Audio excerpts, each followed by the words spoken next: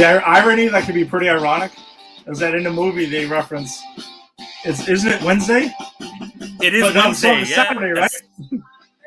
The song is Saturday, but anyone listening, we know Wednesday is the night for fighting. Well, what's up, everybody? Welcome to a brand new episode of Granny's Peach Tea. We are at episode 46. 46. God, we're nearing middle age. We're nearing it. We're going to be middle-aged Batman when that happens. So that'll be interesting. We'll be doing. Can I be your Alfred? Can we snipe at each other? Absolutely. I would have it no other way. So what's going on, everybody? I'm Ed, as always, and with me, as always, is Jason. Jason, what's up? What's going on? How's it going? Good to see you, Ed. Good to be here, soaking in the geeky goodness. Yeah, no, it feels good to be back. And thanks for joining us, whether you're joining us on our Facebook live stream, if you're joining us on YouTube, if you're joining us on Twitter, Instagram, or if you found us on one of the audio-only versions. Thank you so much for that. We super appreciate it. Yeah, we're coming off. I want to thank everybody for last week, because last week was our most watched episode of Granny's Peach Tea ever. And that was crazy. Phenomenal. So thank you guys for tuning in, for listening. We had more listeners than people I've met in my life. And I meet 150 new people a year. So it's a lot. Maybe I'm exaggerating, but you get the point. It was a lot of people. It was a lot of people. So thank you for that. We hope you like what you heard and want to keep coming back for it. Yeah, we got a pretty interesting and cool show for you packed in for tonight. It's not Spider-Man No Way Home, but we're going to be talking about some trailer reactions. One of them had to do with the post-credit scene of Spider-Man No Way Home. We'll be kicking it off with Doctor Strange in the Multiverse of Madness trailer. We'll also be chatting a little bit about the Batman trailer, since we got a new one that dropped the other day. And then we'll be talking a lot of Kingsman, because the Kingsman finally dropped, a movie that's been delayed like 1,000 times. I never started to wonder if we were ever going to get it, or if it was going to be a straight to streaming option. But no, it got released. In all fairness, a week after Spider-Man No Way Home. In all fairness, Ralph Fiennes had a limp, so they had to, it was a long time to get to the release date. Yes, exactly. I mean, that's it did take a little bit to get to that. And we'll also, as we normally do when we talk about new movies that have other films in it, we're going to be taking a look back at the first two Kingsman movies, the Kingsman: The Secret Service and Kingsman: The Golden Circle.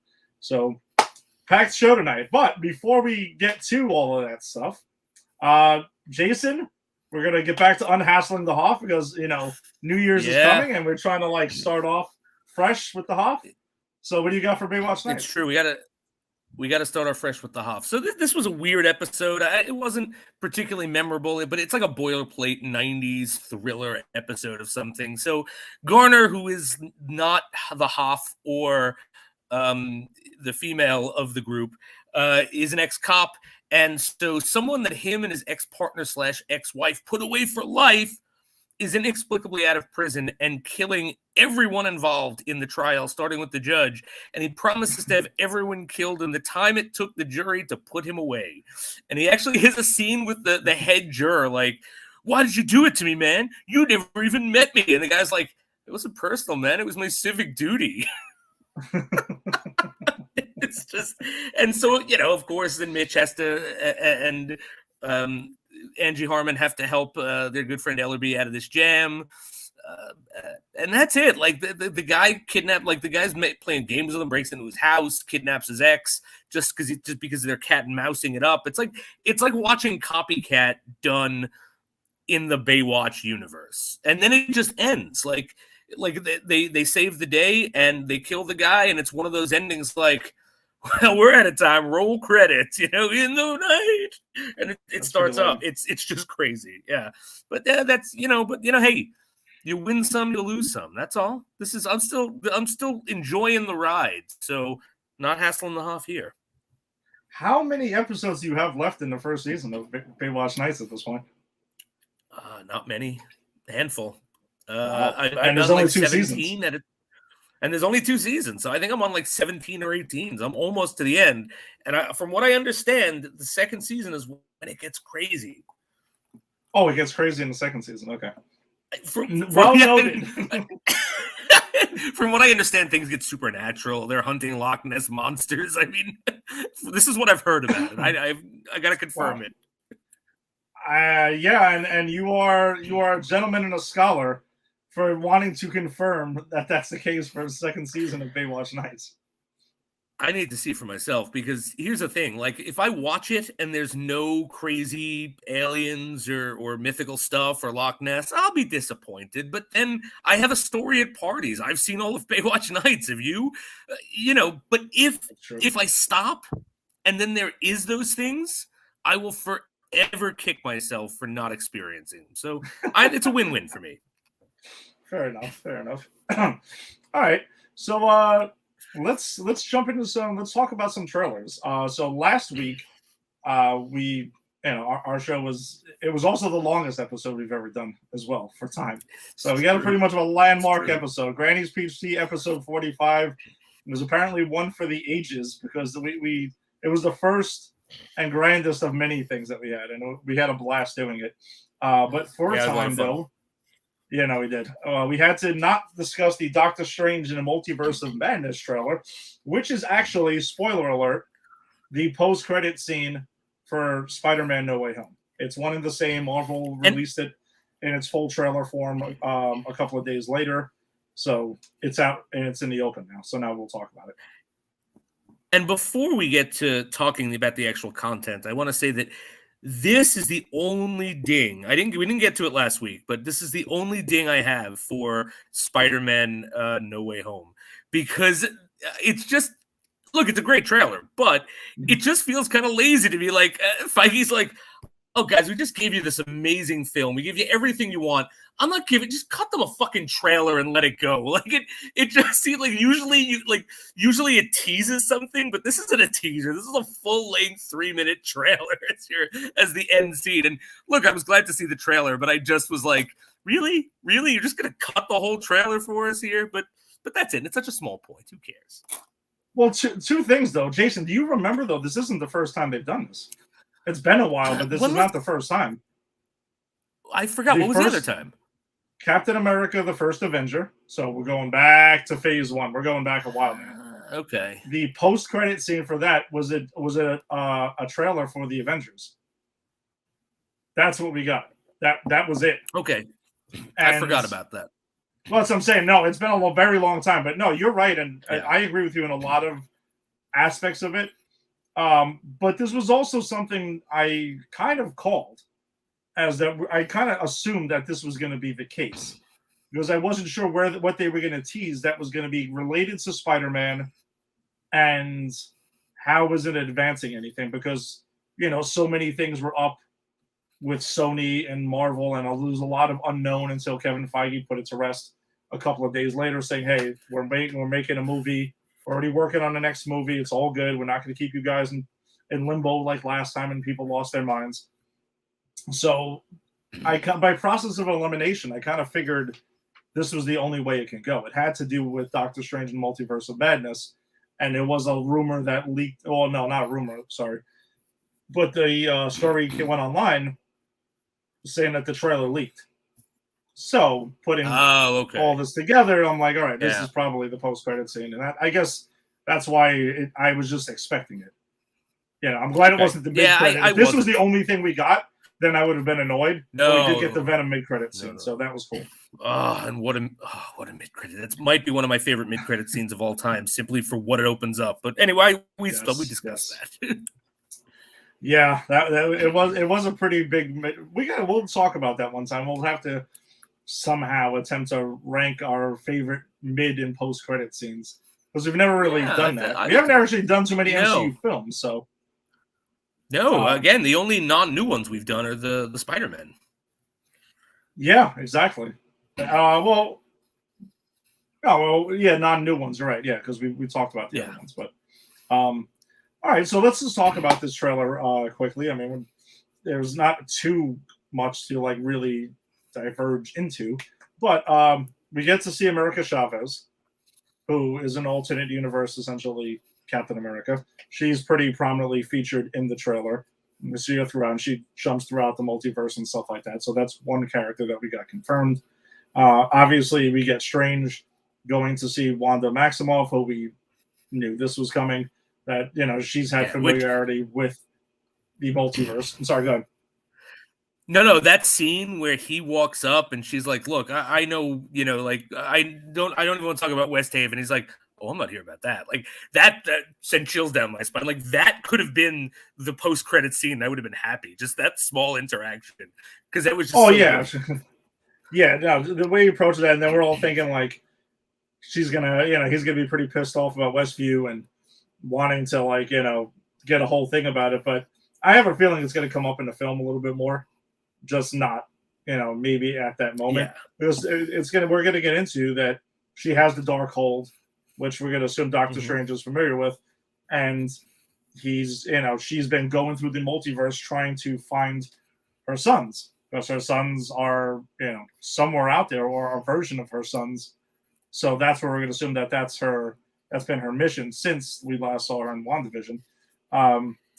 Yeah, and I think a lot of the visuals look cool as always. I was super excited to see Baron Mordo back, because we haven't seen him since the original Doctor Strange, and he's still got if anything, his beef with Strange has gotten so much more of him being a threat after you've screwed with the multiverse and you've done all this other thing. Yeah, you're kind of like, all right. I mean, you can see he's got an axe to grind here, and it's legitimate. Yeah, at this point, he might be out of line, but he ain't wrong, Exactly.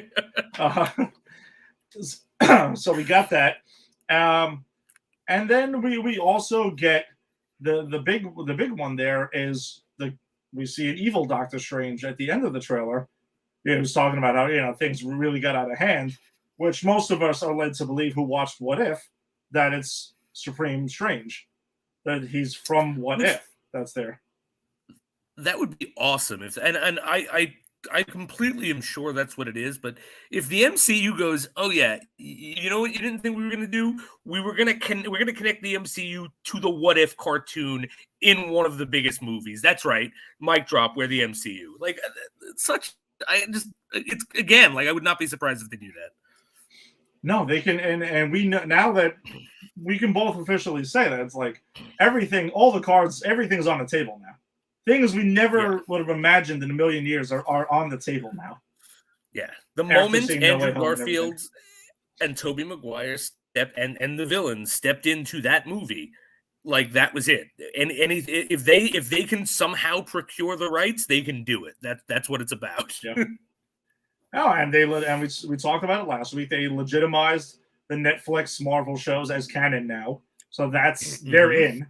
So that's great, and from my understanding, the Netflix Daredevil entered the top 10 again on Netflix viewers now. So I'm actually excited to see that again, because I think a lot of people should go check that out who did not watch Daredevil. If you didn't watch Daredevil, you really need to get on that, because you got an awesome show waiting for you on Netflix. Because boy, that's just fantastic stuff. That is top-notch television right there.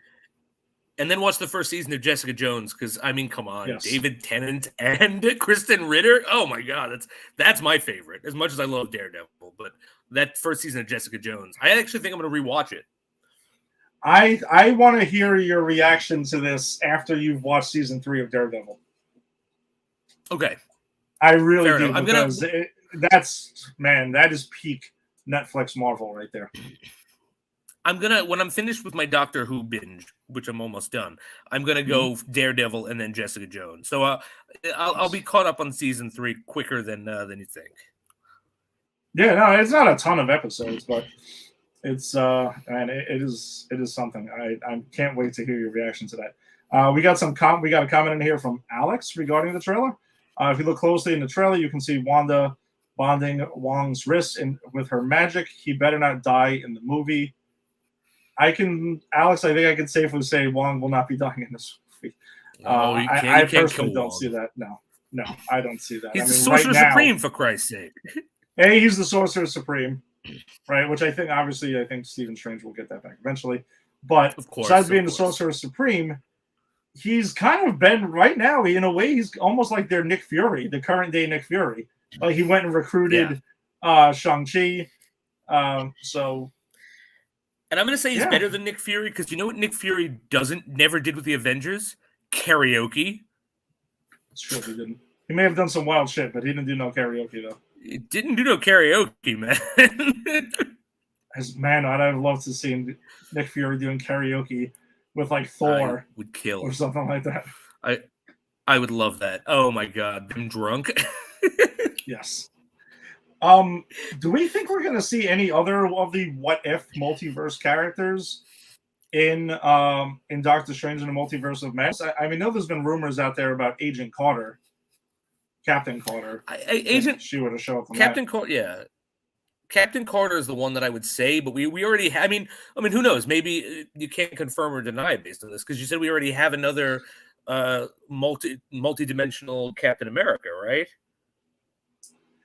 Yeah, we have America Chavez, who's in it, and right. It looks like she's going to be pretty prominently featured in the film. I think we're going to see a lot of other characters pop in and out. Yeah, I think cameos. I think for sure, like I think we're going to see, like, I don't know who, but I think for sure we'll see some sort of nod to the characters that we saw from pretty much What If, though. Yeah, from What If. That's what I meant because that's what we were talking about. Okay. Like, I think we're going to see. I don't like. Maybe we'll get a Howard the Duck. I mean, who knows, right? Because that was a What If. That would actually be awesome. We get Howard the Duck married to.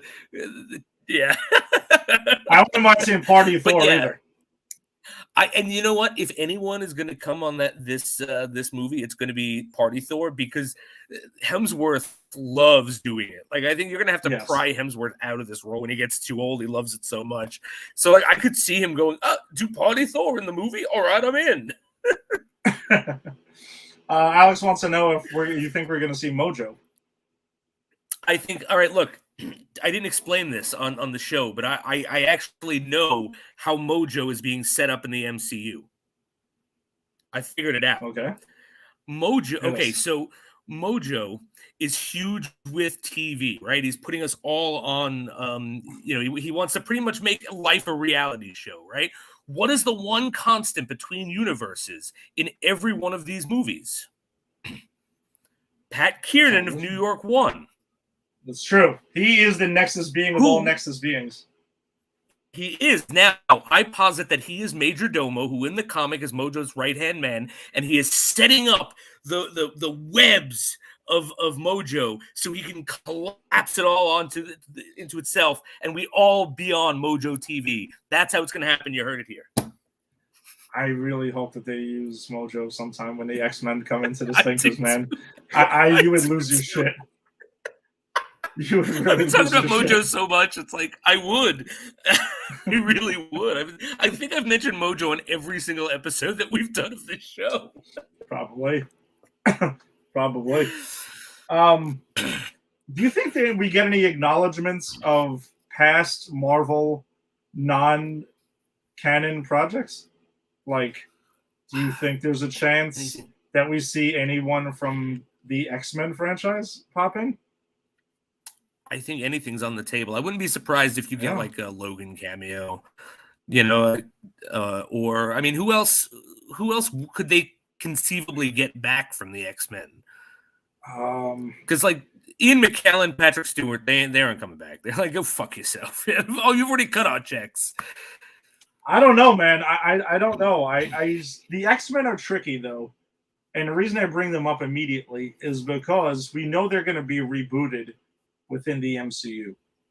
So I don't know where it stands. Does it make sense to have them make cameos in this? And I think this is another film where you don't want to have cameos for the sake of cameos, which Spider-Man No Way Home did it perfectly. Like, we got cameos, but not gratuitous cameos, right? Like, everyone pretty much it was done well. Yeah, every one of the villains and the Spider-Men, they weren't just cameos. They were part of the plot. They were part of the action. Yeah. If you take any one of them out, including the Lizard, who was, I think, the most useless, the movie doesn't work. So, not gratuitous at all. So if they're going to have cameos, they need to make sense. I agree with you. Yeah, and that's where I think Wanda, her connection to the X-Men and everything like that, because we all know it's there. that's where former X-Men characters could be pulled into this at some point. But again, you don't want it to. You watch Crisis on Infinite Earths with the CW, and that's the way for tons of gratuitous cameos to not make any sense and just be there to be there. And as much as it puts a smile on both of our faces, we're like, yeah, that was fairly pointless. Yeah, right. Like, okay, that was fun, but why? Why is it here? Yeah, exactly. And whatever. I mean, it's a tricky line to cross with that. Plus, you also have people who may have not seen that property and are like, "Who the hell is this? That? Was a useless character. Who is that?" So it's got to be someone that rings true to everyone across the board, which is where Hugh Jackman would make the most sense, or Patrick Stewart. That's because Hugh. Right. I think Hugh Jackman more because, like, literally, you can plug and play Wolverine anywhere. Like, he could be your X-Men cameo, but still do something. You know what I mean? Like, I because he does, like, he's always, like, showing up in those X-Men movies. Like, I think he's in every one of them, even if it's just, like, a cameo, right? Like, or no, he wasn't in Dark Phoenix, right? No, that's actually the only one he was. That's the only one he was not in, and good for him. And spoiler, he wasn't in New Mutants either. Oh, I forget about New Mutants because I've never seen it. I was watching it the other day on HBO. Like, it just happened to come on, and I was watching it. I'm like, yeah, this is. I'll be curious to talk about this on the show one day. I'm gonna call another crazy one here. But what if we get Warlock? Warlock from the New Mutants, right? No, not Adam Warlock. Oh, no. Okay. Yeah, no, Adam Warlock has been set up. Like, we know he's coming. No, yeah, we know we're getting him in Guardians 3. Yeah. Yeah, but like, what if, like, if we're looking for crazy characters that might be fun to incorporate, but we also don't want to go too crazy of, like, okay, here's Cyclops because we're rebooting the X-Men, like someone like Warlock or Cannonball or, like, the New Mutants, which is like the lesser tier X-Men. Maybe that's how you get mutants into the MCU. Yeah, I think it's a good point, because I wonder if that's how they're going to explain the X gene finding its way into the MCU, because I still think that's a tricky thing that I've kind of contemplated quite a bit, and trying to figure out how are you going to integrate that, because you can't say, oh yeah, randomly people started having the X gene and people started popping up with it, and like it's COVID or something. Like, you can't really do that. And you can't say, oh, yeah, that's been around the whole time. We're just acknowledging it now. Like, that seems like it wouldn't make a whole lot of sense either. So that's a tricky one. And this whole multiverse thing might be the way to integrate it somehow. Or it has something to do with Wanda, because I know I was chatting with Rick the other day, and he was even throwing the idea out there, which we talked about during WandaVision, where maybe there's a reverse, no more mutants, but she makes there be mutants instead, and that's how mutants. Yeah, I was thinking that's still that. On the table. Yeah, absolutely. Or, like, even if it's something like, the X gene is in a bunch of us, but it's not active. It's a recessive gene, and she does something and it activates. Like, they could write it off. My only concern would be, though, like, if you have something that just creates mutants, then, like, Professor X doesn't have his history. Like, Professor X and Magneto, and those characters need their backstory, and the only way they can get their backstory is if mutants have existed this whole time. So I'm really curious how they're going to sort of handle it. Yeah, no, there's a lot of different ways that they can go about that, and that's what I've been kind of figuring. And I also don't think we're going to see an X-Men movie for a while. I still just have a weird feeling we're not going to see, because we know through the rest of this phase, it's going to end with Fantastic Four, and then we're still not getting X-Men for the next couple of years. Then I wonder if maybe, I don't think they're going to sit on it too long, but I also think they're going to give it more breathing room. But having said all that, everything's on the table now. Right? Yeah, anything can happen. Maybe we get Deadpool. Right? That's how we get Deadpool to the Marvel universe. No, and that's what that's a great point, because we know that Deadpool 3 is going to be set in the MCU.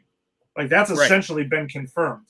So you have to figure out a way for that to happen. Not that Deadpool's movies really need to go along with canon with and No. be extremely continuity, have continuity with every other film.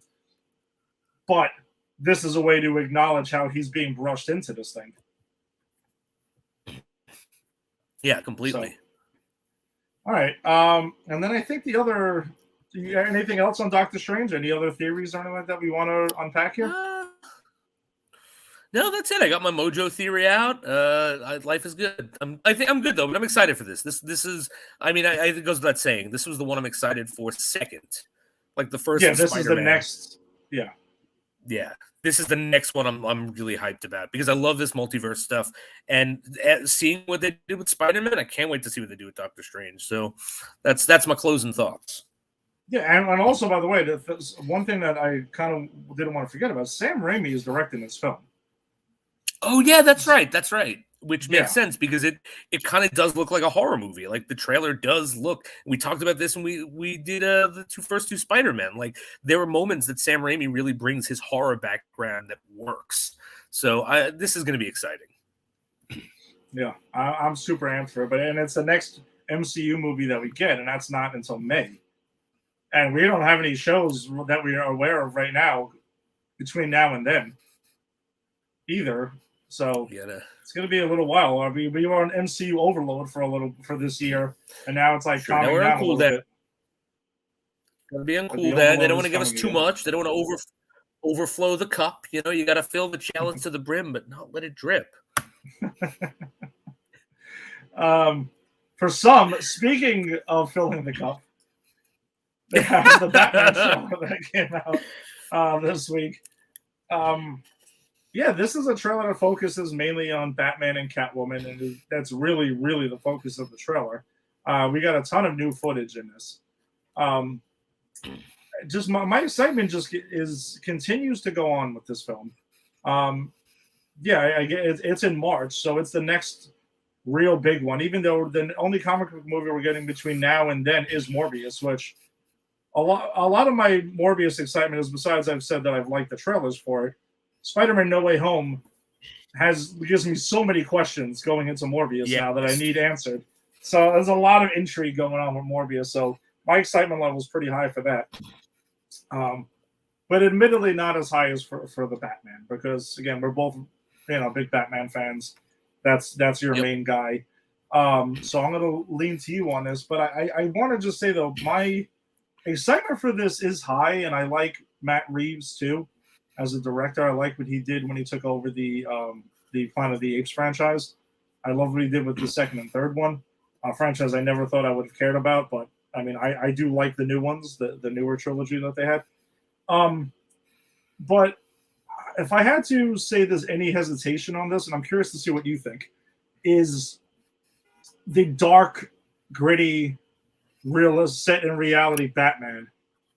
We've already gotten that. This isn't the first time this is happening. So I'm still kind of curious how this is going to separate itself from the Dark Knight trilogy. Yeah. I have to be honest, and sorry, Al, but I have concerns after seeing this trailer. Two reasons. First, the grittiness, like you said, like because that's the Penguin, right? That's like the real life Penguin. Yeah. And then of course the Riddler is a terrorist, which I actually do dig that. And now Catwoman is whatever Catwoman is in this movie, but it's so, you're right, it's so dark and gritty, and it's like we have gotten that, and I don't see this being as good as either of the first two Nolan movies, and that's not a ding at it. Those first two Nolan movies I hold in huge regard. They're in my top 10 favorite movies of all time, probably. And then also too, there are a lot of things going on. Like I was really into the thought of like having the Riddler, but now it's the Riddler and the Penguin, and so then I was like, okay, well the Riddler and the Penguin, okay, yeah, but now it's the Riddler and the Penguin and Catwoman, and I just when you put too many villains in a single superhero movie, or too many like starring characters, because Catwoman you could argue is an anti-hero.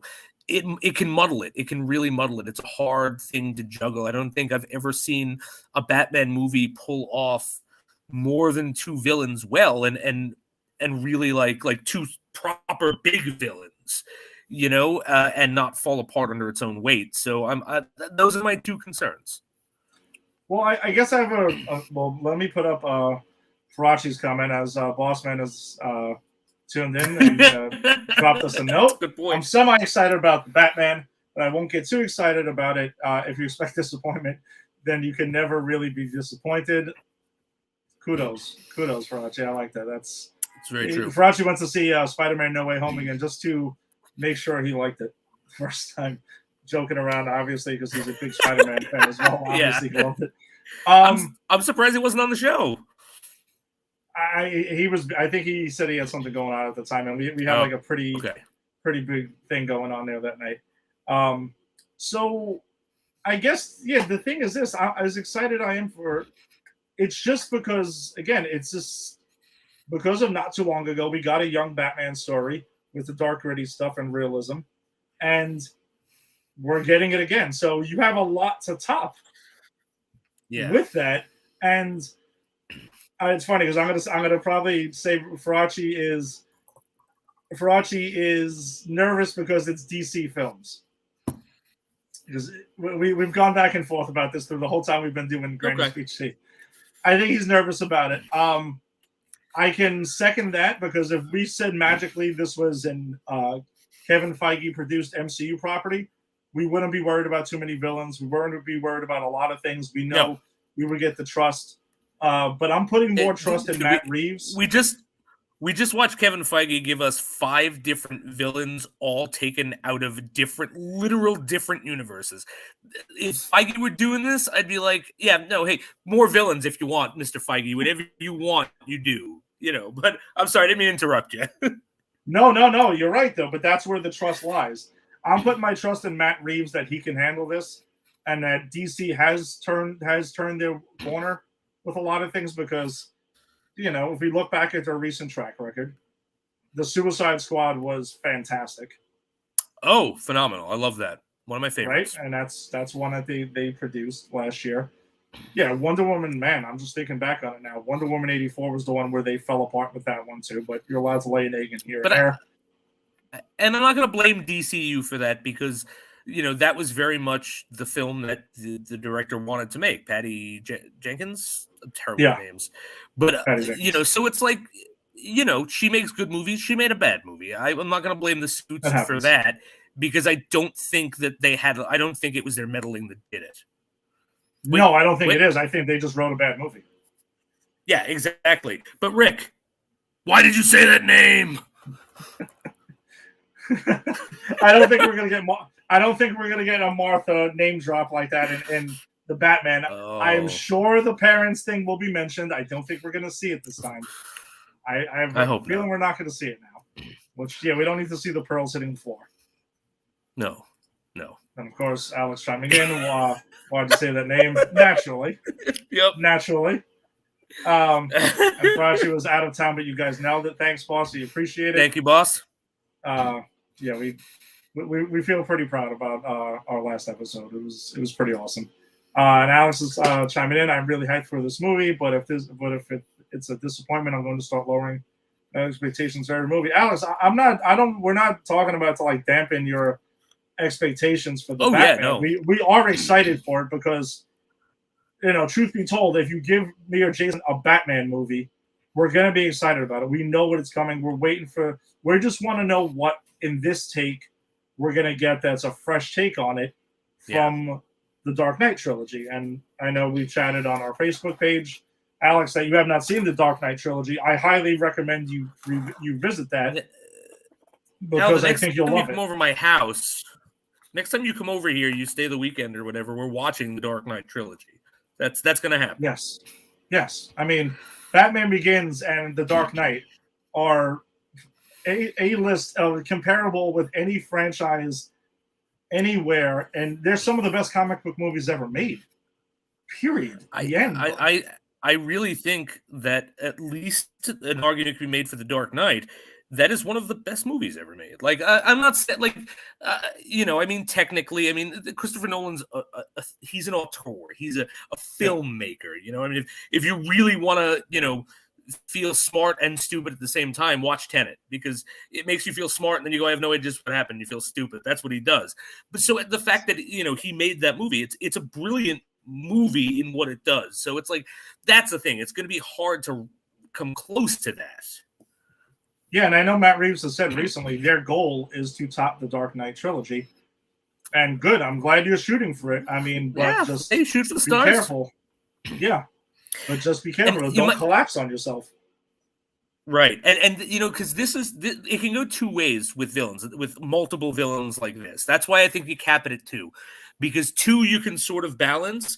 But once you get more than 2, what happens is, especially if they're named, right? Like Batman Returns gets away with this because it has 3 villains, but one is Christopher Walken. It's like he's not really a Batman villain, though he is a villain of the movie. But if you're giving us the Catwoman and the Penguin and the Riddler, you either run the risk of not giving one of them enough of screen time or enough to do, and you go, well, that was a waste. I love that character, and they were wasted, and now I don't get to see them again. Or everyone has too much to do, and it gets muddled down. And that's why I'm saying, like, I don't know this guy's body of work. I hope he pulls it off, but it gets really, really tricky when it comes to juggling villains. That's what made Spider-Man work so much, is every villain gets their moment, but that's really hard to do. Yeah, no, it is extremely difficult to do. And the Dark Knight, I mean, Batman Begins does a great job, you're right, with 2, because we get Scarecrow and we get Ra's al Ghul, and we leave it at that. And they both get enough time. They're both, great depictions of the characters, which I really love. And meanwhile, we're getting a Batman origin story, a true Batman origin story for the first time, really, in film, because Batman, Tim Burton's Batman, toys with the idea, we see the Waynes getting killed, but then he just grows up and he's Batman.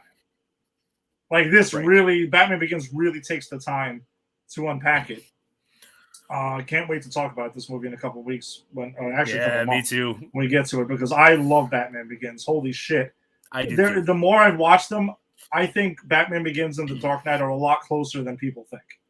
I agree with you. Batman Begins is quality.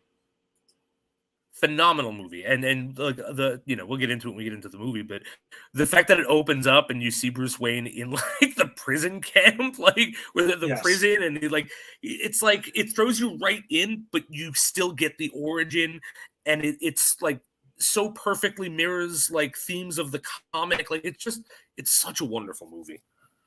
It is, and then The Dark Knight ratchets things up, and we get what I think is the best depiction of the Joker we've ever gotten live action. And again, we'll get into that in a couple of weeks when we talk about the Batman films. But then we also get an excellent depiction of Two-Face. Like a grounded Two-Face as well. And the balance is there. And then you get a little Scarecrow peppered in. Well, Scarecrow gets peppered in throughout all 3 of the Dark Knight trilogy. Yeah. And I think Which I think is cool. For me. Yeah, I love it. Yeah, because these guys are still around. Like, I think from what I understand, the Scarecrow's role in Dark Knight Rises, that was supposed to be Heath Ledger's Joker, condemning people, because that's a very Joker thing to do. So I love the what he wanted to do is literally create a universe, not just like 3 movies that are in a trilogy. They all have connections. So again, a reason that Nolan's a great filmmaker, one of them. Yeah, and I'm really curious to see what Robert Pattinson can bring to the role of Bruce Wayne in Batman, because his looks a little bit different than what we've seen previously in Bruce Wayne, but it is more of like when Nolan early on in Batman Begins, throughout Batman Begins, we get, and part of the Dark Knight, we do get a tortured Bruce Wayne who is the real person is Batman. And the facade is Bruce Wayne. The mask is actually being Bruce Wayne. Yeah. So I think we're going to get a lot of that. And one thing that I'm excited to see is a proper or an updated depiction of the Riddler. I love what they're doing with the Riddler. No. Rick's got a comment for that. I can't believe you're not going to mention. You were correct. Jim Carrey's Riddler. The proper. Fuck Jim Carrey's Riddler. Fuck him in the ass with his own question mark stick. I love Jim Carrey. Yes. I'm a big Jim Carrey fan. Same I here. really am. I think Jim Carrey is a phenomenal, not just a comedic actor, a phenomenal actor. I think his best role is Eternal Sunshine of the Spotless Mind, where he literally mumbles the whole time. I mean, he's phenomenal, but his Riddler is terrible. That movie is terrible. Yeah, it's terrible on so many levels, but we'll get to that in a few weeks. Tim is actually a defender of Batman Forever, which he's got to come on and to talk with us about that. He's got to come on. Actually, Alex Ginny also is a Batman Forever apologist. Didn't she make like a Meridian Chase reference like the first episode she was on? Yeah, she did. So maybe we'll have a 4-person panel for Batman Forever. And then everyone will run away when it's time for Batman and Robin. That's right. That's just going to be you and I just slogging through that. I think you might disappear magically in the middle of the show and leave me hanging by my, like, oh, my internet failed. I'm out. I'm sorry.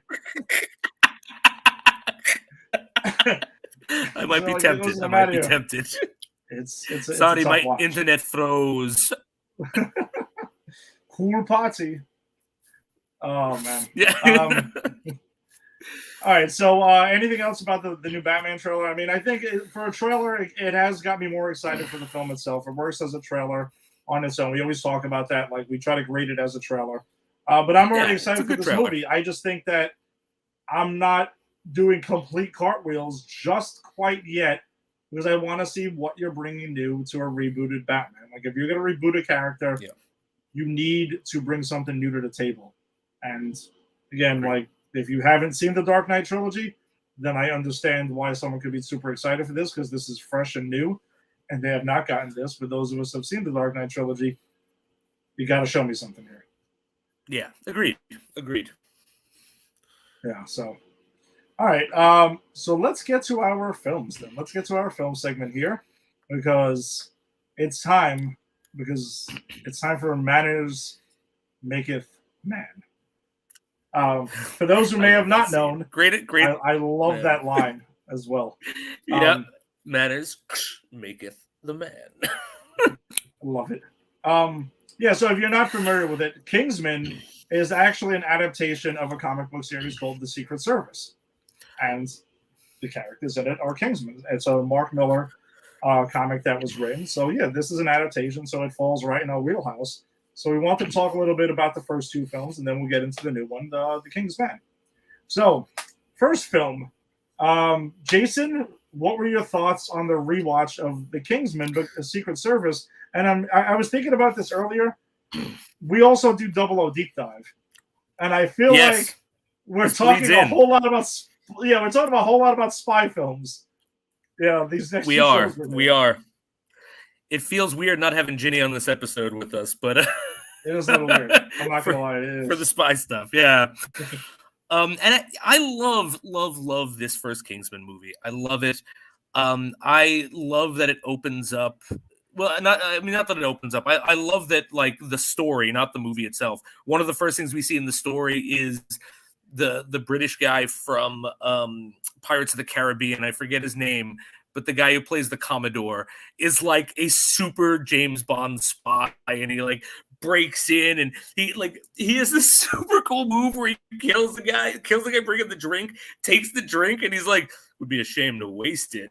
And then he gets a knock at the door, and he turns around, and like we get a proper Bond-like henchman of this woman with these razor legs. Yeah. I loved every moment of this movie. And I'm going to posit something. I want to get this out before we go into detail so I can point to things as we go through the movie to prove my point. But I think this movie is super good satirical social commentary on class, upper class versus lower class, rich versus poor, and the important role that the middle class and lower class really play in society. Because this movie literally ends with Eggsy, who is this middle-class guy who was actually sentenced to middle class by the death of his father, who was in the industrial military system, because his father was like working with the Kingsmen, and he sacrifices himself and he gets killed. And so his mother then like takes up with an abusive boyfriend, and he's just, middle class, where I don't know where in England they're in. But This movie ends with that person saving the world and then sodomizing royalty. Yeah. I mean, yeah. If that is not a clear message of, and every politician in this movie is like, oh yeah, no, this makes sense. Sure, it will be saved. That's great. And it takes the common man to uprise, overthrow the shackles of government, and fuck royalty in the ass, or as they say, get it on. That's true. There it is. There it is. I mean, you got to it before I was going, because I was going to set you up for that, because we know that that's Eggsy's reward. At the end of the film, it's Eggsy's reward for saving the world, apparently, in general. Just in general, which I'll tell you something. When I first watched this movie, I didn't like. I was like, "What? Where did that come from? The anal sex? That's fucking weird." Like that's just doesn't seem like this movie. But with my read on it, with the way I saw it when I watched it the other night, like, no, it has to end like that because he's given it to the man. See, and another thing too is that, so when I went to go see this movie, I remember I saw the trailers, and I'm like, all right, this is just another stupid, like, Bond ripoff thing, and I thought it was kind of goofy, and I didn't really care about it. Like, I thought it was also going to be a completely deadpan, serious film. And then when I saw it, I was so pleasantly surprised that it totally does not take itself seriously in the least. It is a complete over-the-top, ultra-violent, like you said, satiric. It satires a lot of things. Everything that I'm going to echo everything that you said that's there. I agree with you 100%. And it also is a satire on the Bond franchise as well, because it gets brought up a couple of times between Valentine and the original Galahad as well. Galahad, yeah. Which, by the way, my name, the Green Knight, that's a literary reference for anyone who doesn't get it. Sir Gawain and the Green Knight is a medieval poem, and Sir Gawain is part of the Round Table. So I am the Green Knight, bitches. I stand against the Round Table. Sorry, I needed to explain that because I was so proud of myself when I thought of it. And it really hits home, though, the satire on Bond. Not that, because again, we're rewatching the Bond franchise for our other show, for Double O Deep Dive, and now watching this, on the other hand, on the comic book half of it, it really lays into it, especially that conversation between Harry and Valentine when they're having that thing there, and it's like, yeah, I could go for all the old Bond movies, when they're over the top and crazy and all of that, and everything else. And then there's a lot of the, like you said, this ain't that kind of movie comes up twice in this film. And it's true. It is a separation there where people are getting, shot, heads blown off, things like that. It's just, it's bonkers. It's a bonkers film. It is a bonkers film. And the fight scenes, I think, are awesome. Like, we brought up the manners maketh the man. That's my favorite scene in the entire movie. And it's just Colin Firth kicking these guys' asses. Like when he uses his cane to hit the one guy with the beer, like, I don't know, just the action is so over the top, but it's so much fun, And then the fight scene in the Southern Baptist Church when everyone's going crazy, and Colin Firth is just mowing through people. Like, he impales someone like on a spike at some point. Like, it gets brutal, and like I was there for it, man. I really. Me too. The action is great. Before we move on, though, we do have a guest that has just popped in who wants to, I guess, chat about some Kingsman with us. We'll bring him in. You've all known him, But he's a friend to the show in every show in Pop Culture Pros. We got Tim Tabala. What's up, Tim? Yeah. Gentlemen, how are we this evening? Good. How are you? Doing okay. Getting there. Getting back to normal. Nice. Well, much better than last week. That's for damn sure. Looking good, feeling good. Yes, COVID sucks balls whether you're vaccinated or not. So don't get it. Yeah. I'm glad you're feeling better. Thank you, brother. I appreciate it.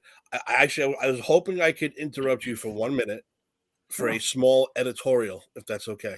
Oh, okay. With your permission. Sure, go ahead. Because I missed the show last week, because that was my first day of COVID, and I wanted to kill myself. So I wanted to come on real quick and send out my heartfelt apologies to Andrew Garfield for all the ridicule, all the beatdowns, all the bad stuff I have said about him over the years, because he was phenomenal in No Way Home. Okay. So, I'm not going to get into my whole review of the movie. You all know I loved it. It was fantastic, and I didn't get a chance to come on last week and join the "I'm sorry, Andrew Garfield" party, because he was so good in this movie. He was so good in that movie. I had to get my apology out there before anything else. You had to get that off your chest. I had to get it. I had to release it. I had to get it out. You feel better now? I feel much better. I know he'll see this, and he's going to be very happy. He's going to be very happy that you brought a tear to his eye, as he did mine during the movie on several occasions. Oh, so okay. that's why I had to come on real quick. And look, the movie was phenomenal. We all know it was. I'm not going to come on and give my review like I said, but I think I owed him that at least. I'll even throw Jamie Foxx a small apology too. Oh, that's right. Yeah, because now you know what decent writing can do to somebody. It's not just all about the one guy. It was definitely writing and directing and lighting and grips and everything else wrong. And grips. Wrong. Everything wrong with the two unamazing movies. I want you to fire that dolly grip and fire them now. All of them. None of them. No one who worked in those movies should be allowed back in Hollywood. I don't think, who worked on those movies, because this one just proved what Andrew Garfield was great. And that's it. That's all I wanted to say real quick. I had to get it off my chest. All right. I mean, we appreciate you popping in for that. I'm glad to see you're feeling better. I'm glad you also took a break from watching the Book of Boba Fett. Yes. Briefly to come on and share your Andrew Garfield love. I watched it twice, so I'm good to go. Okay. Speaking of which, I know you guys both have things to do tomorrow, but tomorrow's going to be episode 2. I need to get it out of my system now while Boba's fresh in my head. So nice. I know you got the B-ball game, Spider. If you're a Spider, I just called you Spider for the first time in like 10 years. Jason, if you're available, I know you have something going on usually on Thursdays. Please join me for your Akbar Fact Bar of the week. Send me the link. I don't know if I can join for the very long, but I'll come on with a fact bar. That's all I need. Just need the fact bar. Yeah, so if you're into Star Wars and stuff like that, you can check out Shooting a Sith tomorrow night on Pop Culture Pros, which Tim will be hosting, discussing the first episode of the Book of Boba Fett, which dropped on Disney Plus today. So if you haven't checked it out, check it out. And check out Tim tomorrow night, and I'm sure he'll have some guests, and excited to see to see you roll that out there. And I promise, yes, I will be popping in on Shooting the Sith to discuss. We got to talk about some Star Wars stuff, Tim. I mean, we did Absolutely. the whole season of Mandalorian last year, so we got to get back to it. There's plenty of stuff coming down the pike, so we'll have plenty of time for that. So everybody is welcome on that show. I am not the emperor when it comes to isolating people. All beings are welcome on my show. Nice, good stuff. All right, guys, have a good show. I'm enjoying it, but I'm just gonna go lay down because I have to go back to work tomorrow.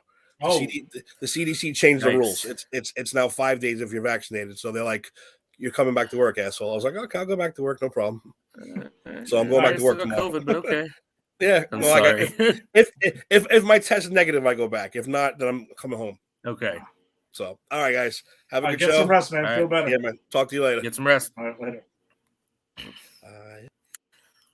All right. So there you go. You got Tim's commentary on No Way Home. I understand. We got to get it out there. We got to get the love fest going for Spider-Man No Way Home. It's true. It's true. Well, let's get back to Kingsman and the Secret Service. But yeah, like we were saying though, I love all the action scenes in this film, and you're right, especially the 2 times that we get "Manners Maketh Man" in the bar, because we have Harry does it, and then Eggsy does it at the end to his stepfather the same way. And I love the second time around too, because once he starts walking towards that door, you see like her ex-boyfriend, our boyfriend's cronies, like, oh shit. And then the whole locket thing. Once he says "man maketh man," and then he turns around and he flings the fucking beer at them. They're like, they pretty much just shit a brick right there. Yep. It's so good, man. But and just that there's church so many. scene, Go ahead. No, the church scene. yeah, the church scene is fantastic. I mean, that's possibly the best scene in the entire film. I mean, that shit gets really crazy and really brutal all over the Does it place. like I again? mean, People are using things as weapons, like like people go crazy. Like again, I'm pretty sure someone gets impaled on something. Like it's bonkers. And then when he gets outside, this is what made this movie jump for me. Is when Valentine like pulls his gun and he's like, so you know in those movies when the villain tells you their plan, yeah, it's not that type of movie. And he just caps Galahad in the head and he's dead. Yeah. And I was just like, you killed the best character in this movie. That takes balls. No, this movie has a lot of that where it is balls to kill a lot of things, especially with the clear James Bond parody in the beginning where he talked about getting cut in half and they just kill him in the opening scene. And probably a lot of people going into this were like, oh shit, that's the hero of the movie. What the hell just happened right now? I had the same reaction when I first saw this movie. Yeah, I didn't know a lot about the film either. And I'm like, holy shit. All bets are off. And for me, a lot of times, if you do it right, that can really keep you on edge as a viewer for the rest of the film. Because anybody can actually die now. Because a lot of times you're like, oh, this is the star of the movie. This is the main guy. Yeah, not a big deal. He's untouchable, obviously. Right. When you establish that who you think is the star or who the star is can die, then yeah, anything could happen. That's why when they kill Galahad, he's actually dead. It's like, oh wait, who's not making it out of this? Someone else, anyone could die at this point if they're going to kill Galahad. Galahad, and again, and earlier in the film, the other agent that's with him as well. Right. But I was saying like that agent, you kind of go, oh, this is this kind of movie. But like when Galahad, who we've spent like an hour plus at this point with, when he dies, it's like, oh, I've just spent a lot of time with this guy and he's dead, So it does give it that. So it's like a 2-punch thing, Yeah, agreed. And I also love the way that Matthew Vaughn shoots his fight scenes when they get sped up in action. Instead of doing slow motion, which we see in a lot of other films, he speeds up the action. And I really like that. I don't really see too many other directors doing that for their fight scenes, but it's not sped up where you can't see anything. It emphasizes it and it makes the impact a lot of times, for me, even harder than it might even appear. Yeah, I agree with that 100%. Like, I think that's one of the reasons the fight scenes all work so well for me, is because it's so stylized like that, and it's not just sped up. It's like sped up and then goes back to real time, and like he plays with the sort of the tempo of the scene like that. And you're right, it gives so much more. Like, I'm excited, my adrenaline's going, everything's quick, but now everything's slowing down. What's going to happen? Like, it really does keep you on the edge of your seat. Yeah, no, for sure. So, and another thing, my personal favorite, one of my personal things was when they get the dogs and they have to name the dogs, and he gets to name, Eggsy names his dog JB, and of course, the first thoughts I go to the author at the time, which I know you were pleasantly surprised to see Michael Caine in the film. As author. I was. He names his pug JB, and at first it's like, oh, James Bond, and again another reference, like, no, not James Bond. Oh, Jason Bourne. Okay, no, not Jason Bourne. Jack Bauer, who I love. 24 is arguably my favorite show of all time. So I was so excited to see Jack Bauer being name dropped in that was awesome. I was excited. And I like the progression of that. James Bond, Jason Bourne, oh, Jack Bauer. I think there's a progression to it. It's great. Yeah, and he's like, oh, that's another badass. I can see that. And I'm like, yeah, baby, Jack fucking Bauer. Yeah, and also seeing Samuel L. Jackson as the villain in this film, and the type of villain he plays in Valentine, where he kind of has like a lisp and he has like, the baseball cap and everything. Yeah. I thought, it seems to me like he was having a blast throughout this film. Like, he was having a ball. Yeah, he looked like he was having a lot of fun. And like again, it's Sam Jackson is a guy who's known for, I'm sick of these motherfucking snakes on this motherfucking plane. That's this, and this is Sam Jackson. Like, well, I don't like blood. I can't look at that blood right there. Yeah. Like, it's not something that we're used to, and the fact that this is your big bad villain, and there's a great scene where I think it's right after he kills Galahad. He's like, "Oh my god, I just killed someone. I don't like the feeling of that." And like his assistant goes, "You just killed like 100 people in there," and he's like, "No, they killed each other. I didn't do that." Like, again, like I this is a great James Bond villain. You know what I mean? Like, yeah, and there's references made to it throughout. Like when they have the when he has the McDonald's with Galahad, yeah, which I think is also fantastic. That whole scene I thought was great too. It was like, oh, great choice going with the Big Mac and everything like that. And they talks about what wine it goes with and everything. Yeah, that made me laugh. It's so good. And also, it goes into what I was saying: class versus money, right? Like, so he's an American millionaire, so he has the money, but not the class. Manners. The whole ethos of this movie is manners maketh the man. It doesn't class doesn't money doesn't. It's how you present yourself. That's what Eggsy has to learn, and that's when he becomes a gentleman. It's not money. It's not prestige. It's how he carries himself. But that's part of the satire, right? Because Americans don't do that shit. Right, like we make our money and we wear our ridiculous clothes and our baseball caps and hide behind our money. And that's going into the satire of this, right? He has the money and the status, but he doesn't have the manners. Yeah, exactly. And then by the end of it, when he learns it, and his just the ending scene too, when we got heads exploding and it's like they have fireworks and things like that. Or it could have been brutal. Pools of blood everywhere. It is brutal still without seeing the actual blood all the time. Yeah, no, you don't see the blood. It looks like they're exploding balloons with paint in it, and it's still brutal. And if I remember correctly, they even have like a score, like a happy score going on as it's happening. It truly is something. And Eggsy is a really, really likable character. That's our hero of the film that we see. And it was the first time I've ever seen Taron Egerton in any role, to be honest. And I know many have talked about him for, as the next Wolverine. His name's getting thrown around it's been getting thrown around for years.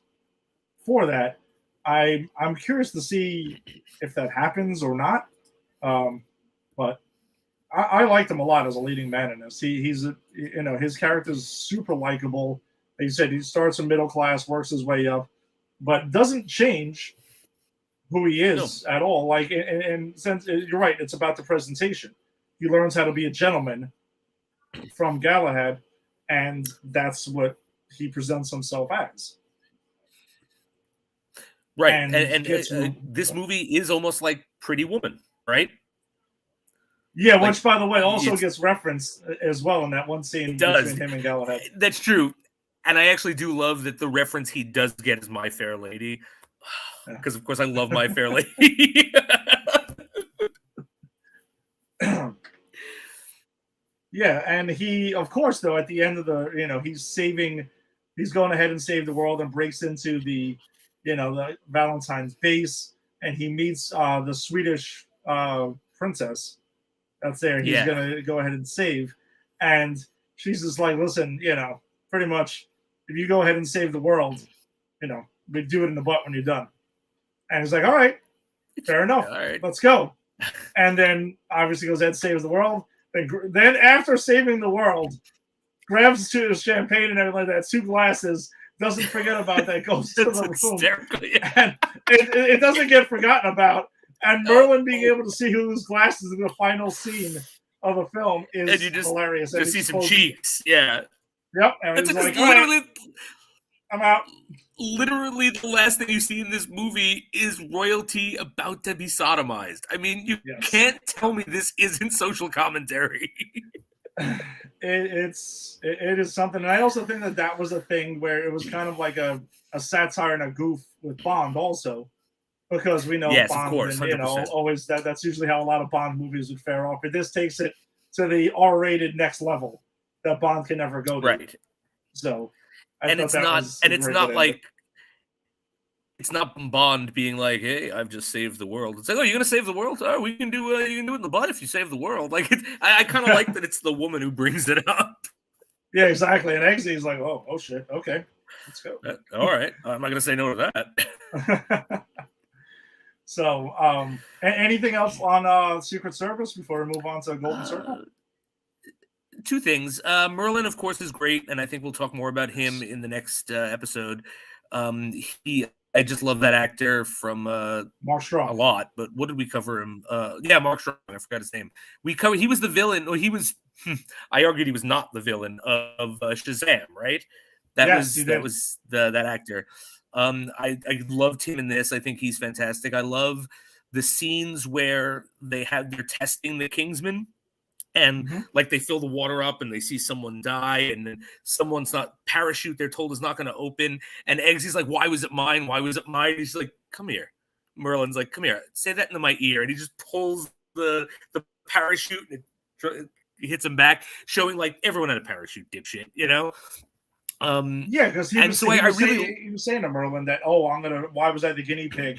You know, because I'm who I am and everything like that. I'm like, you know, the lesser guy, and he's just like, no, dude, you're not the lesser guy at all. You had one too, right? But we needed you to act. And it foreshadows like what happens with the dogs, right? Because the last test is to shoot your dog, and that's the test Eggsy fails. He can't shoot JB, and I forget the woman's name, but she shoots hers, and you find out that it's blanks, like, you know. But it kind of foreshadows it because they make it a point later of saying, yeah, the person who died in that first exercise, she was a plant. She didn't die. Everyone had parachutes. There were blanks in the gun to shoot the dog. Like, that's not what we do here. So I just thought that was cool weaving through the story. I just wanted to mention that. Yeah, like we're not psychopaths. You know, we're trying to properly train you. I would have failed being a Kingsman too, because there's no way I would have been able to shoot one of my dogs either. So I would have been done. Can't shoot a dog. I couldn't shoot someone else's dog. I mean, forget about mine. I'm just like, can I just shoot a person? Pretty much. But all right, so then let's go ahead and move it on to the second Kingsman movie, which was Kingsman: The Golden Circle. A film that I originally saw, and I saw it once in the theater, did not like it. I felt it was... my original thoughts were I felt it was way over the top. I think it took the extreme things and went too far with it, where it became like goofy, and it just didn't work for me. Like, that's what I remembered about it. I actually watched it a couple hours before the show today, and honestly, I enjoyed this film. I liked it much more this time around. I wish I would have given it a second watch, which is... this is going to be another case of why I implore people to watch films more than once, because it can land with you differently another time. We were talking about before we went on. I was wondering if maybe my expectations after seeing Kingsman: The Secret Service were way too high. Maybe I got too much for it and then went in and didn't like what I got. But I enjoyed it much more around this time. I do agree, though, because I know we chatted. I know I want to get your thoughts right now. But there is some things that don't reach the potential that they could. I'll agree with you 100% on that. But I don't know. I feel like certain things played smoother with me this time around. Yeah, I mean, as I said off before the show, I liked this movie more this time, but I still didn't like it. Like, okay. I like parts of it a lot, but I think I really feel that they painted themselves in a corner by giving Galahad the perfect death in that first movie, and to bring him back and go, oh, he's got amnesia. He's just been here with the statesman the whole time. We didn't even know who he was, but now that you know him, coincidence, you can just bring him back to his senses, and he's back in the movie, ladies and gentlemen. I just felt that's so cheap, and I get it. You want to bring Colin Firth back. He was legitimately the best part of that first movie, and there was a lot of good stuff in it, but he was fantastic. But then, like, you don't shoot him in the head, I mean, because that whole explanation of how he comes back. Well, the statesman. Well, we saw someone was going on, and we didn't try to help you save the world or anything, but we did use this patented technology that cures bullets to the head. I mean, come on. I just found it to be real stupid. I guess this is a good jumping off point to talk about this film, because I think this is the thing that rubs a lot of people the wrong way about the Golden Circle is the cheat code of bringing Harry / that Galahad back. I agree. I mean, plus especially when we get introduced to the Statesmen and they're the cousin agency to the Kingsmen, and you would assume that some tech. All right, I look at it two ways. One, some technology of two high agencies that are connected should have had some way to converse and find out, hey, do you know who this person is? And obviously Merlin and Eggsy would have been like, oh, yes, obviously, that's Harry. Get his ass back here and let's bring him back. And that would have been over in 2 seconds. Maybe if that's how the movie would have opened, and it would have been a quick 1, 2, 3 thing, maybe it plays a little bit differently.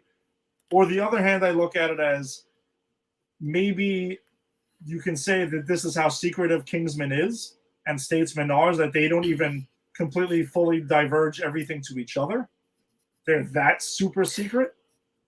And there's a case for that made in the movie but I actually think this is a ding on the movie because the Kingsmen, so the whole plot of this movie, and again, this is something I don't like either, is every Kingsman except for Eggsy and Merlin are murdered. Including Percival, which is the woman in the first one that I forgot. And I like her character. Like, why can't she be part of this? Why do you have to murder her unceremoniously? The dog gets murdered. Like, I don't understand why the entirety. It was a bit much.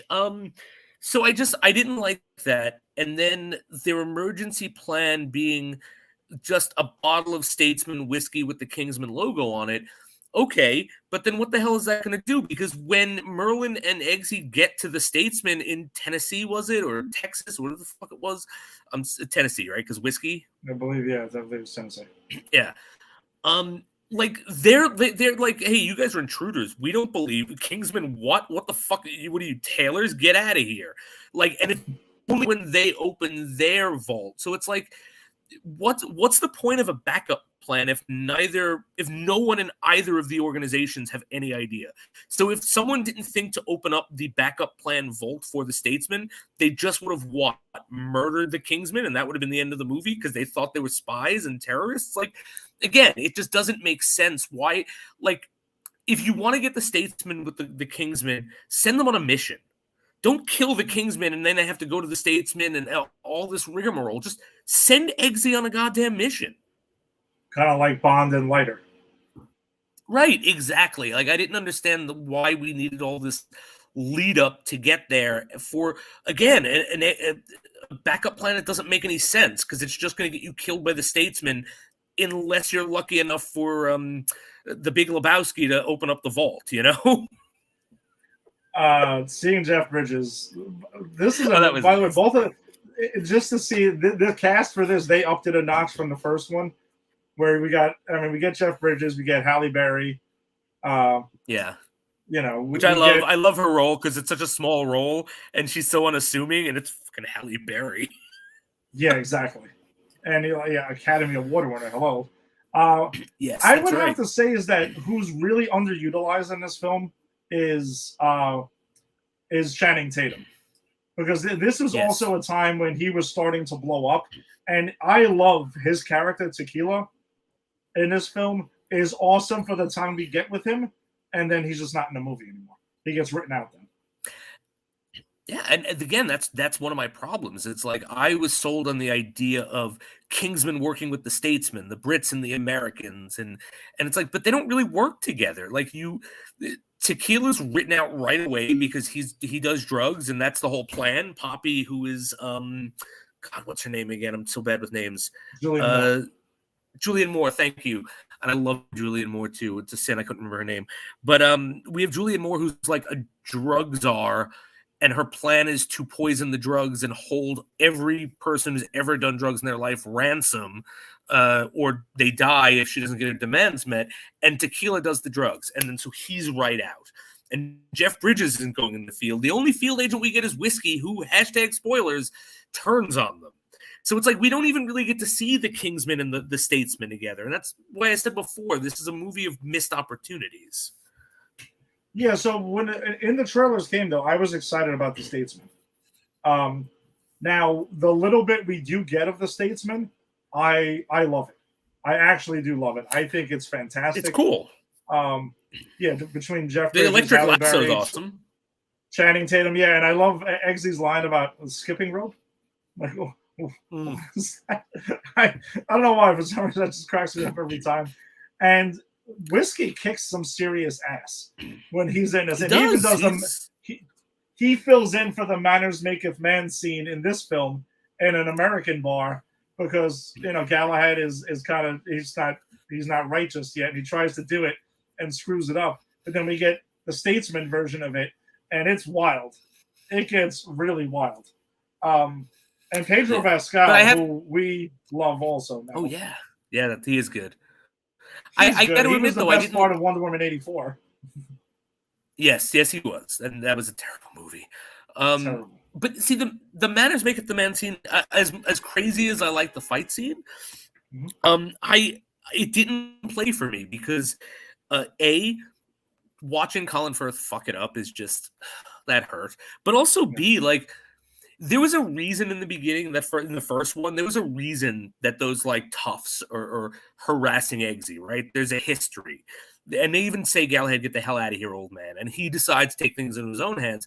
These are just some rednecks coming up making like, hey, Brit, yeah, this. And it's like the reason they were being hassled just seemed very cliche when it comes to these type of movies for me. And again, the first one was so clever, so why couldn't they have given me something as clever?